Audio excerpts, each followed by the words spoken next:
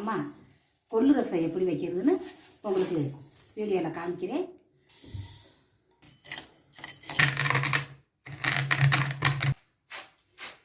இதை குக்கரில் போட்டு தண்ணியை விட்டு வேக வச்சுட்டு அப்புறம் தண்ணியில் ரசம் வச்சு சாப்பிட்டா நல்லா இருக்கும்.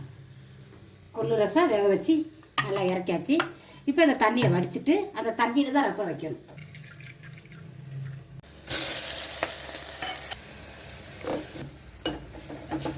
ரசப்படி வீட்டில் அரைச்சது தான். கொள்ளு ரசம் ரெடி. வாங்க சாப்பிட்லாம்.